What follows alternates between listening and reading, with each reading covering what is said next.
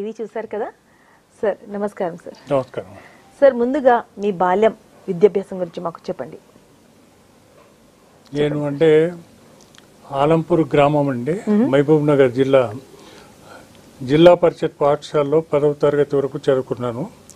తర్వాత ఇంటర్మీడియట్ లేదు ఆ రోజుల్లో, ప్రీ యూనివర్సిటీ కోర్స్ ఉండేది, అది నిజాం కాలేజీలో చదివాను నేను. అది తర్వాత మెరిట్ కోటాలో నాకు గాంధీ మెడికల్ కాలేజ్లో ఎంబీబీఎస్లో సీట్ వచ్చింది. అప్పటి నుంచి నేను గాంధీ మెడికల్ కాలేజ్లో తర్వాత ఎంఎస్ కూడాను ఉస్మానియా మెడికల్ కాలేజ్ వచ్చింది.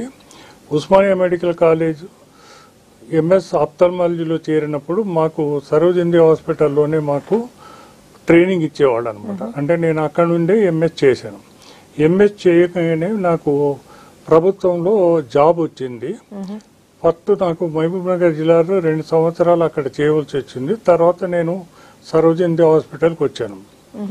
తర్వాత కొంతకాలానికి నేను ఏంటంటే అంధత్వ నివారణ కొరకు ఏదైనా మనం కృషి చేయాలన్న ఉద్దేశంతో నేను ఉస్మానియా యూనివర్సిటీ వాళ్ళని పిహెచ్డి సీట్ కోసం నేను అప్లై చేసి పిహెచ్డిలో సీట్ సంపాదించిన తర్వాత ఒక 5 సంవత్సరాలు గ్రామ ప్రాంతాల్లో ఉన్న పాఠశాలలు, మన హైదరాబాద్లో మురికివాడల్లో ఉన్న పాఠశాలలో విద్యార్థుల స్థితిగతులను చూసి వాళ్ళ కంటి సమస్యలను బాగా అధ్యయనం చేసిన తర్వాత నేను పిహెచ్డి కోర్సు పూర్తి చేసి నేను పిహెచ్డి సంపాదించాను.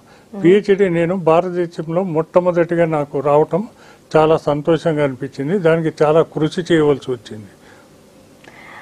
Sir, Bharat Ratna doctor